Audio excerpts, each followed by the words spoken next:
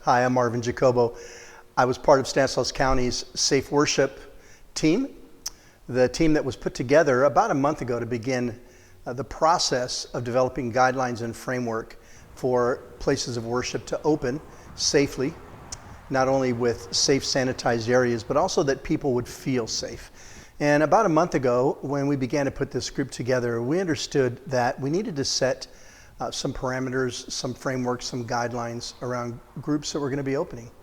And knowing that the state was going to put on some guidelines so that people felt safe and were safe, we began the process of bringing together a group of about 15 people of every kind of background to have this conversation, making sure we had common language, making sure that we all understood, well, what would be expected of us. And so we became the representatives for the groups that we were part of. And so what a privilege it was for us to work together. Deborah, Thrasher, Becky, Meredith from the county have guided us and worked with us, were patient with us as we nitpicked at words and what does this mean and what does that mean.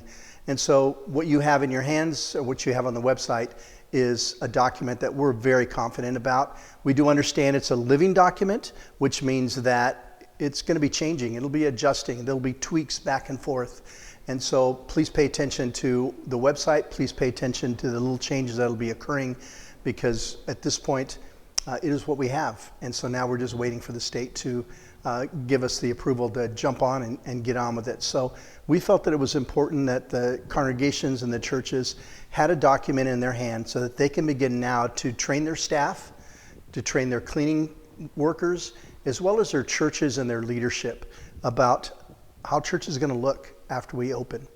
And so we've also have here my friend Jim Applegate, who is also a part of the team, and just going to walk with you through what the purpose of the document is. So my name is Jim Applegate, and it was also a privilege for me to be on the advisory group putting this document together. And honestly, it's been fantastic to see how the faith sector has responded in this COVID-19 crisis. Everyone has gone online, has practiced in different ways, and has done everything that they can in order to be safe for the community. And these guidelines were really put together as the intent is recommendations to help us to think about regathering and what that looks like. So instead of the governor saying, hey, we can go back to our respective buildings now, and then all of a sudden there'd be a mad rush on how to do that, use these guidelines to start thinking and be proactive, leading your staff teams and your people to think through what the governor and what the government is recommending. So as you look through these, look at the cleaning ideas, look at the practices in your various religious circles and the way that you practice specifically so that you can be safe and you can keep your people safe.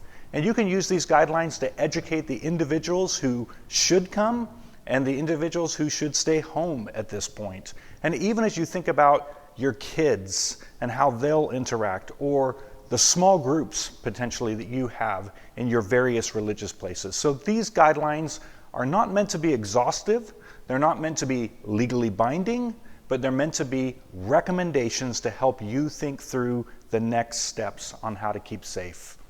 So thankful that this was a very ecumenical group, that the Imam, that the Rabbi was a part of it, that there were various places from Waterford to Patterson to Modesto and Turlock represented in this group. So this really represents a good swath of our county, and we're super thankful for the government inviting the faith sector to participate in this, and to see the government's encouragement saying, we want churches to gather again. We're excited about them being a huge part of our community because they know that we are. So thanks for watching this. Thanks for reading these guidelines and taking them seriously. The health of our people, and really the stopping of a second wave of this really depends on us doing this well together. So take this seriously for the joy of our city and our county. It's been very inspiring to work on these guidelines with such a wide spectrum of the diverse local faith community. One of the key features of this information is that the county and the state is not dictating how we practice our faith and observe our rituals. They are providing guidance as to how to do so safely and legally at this challenging time. Our task as faith leaders is to figure out how to operate within these guidelines for our specific religious traditions. The most important goal is for our members to feel safe and be safe.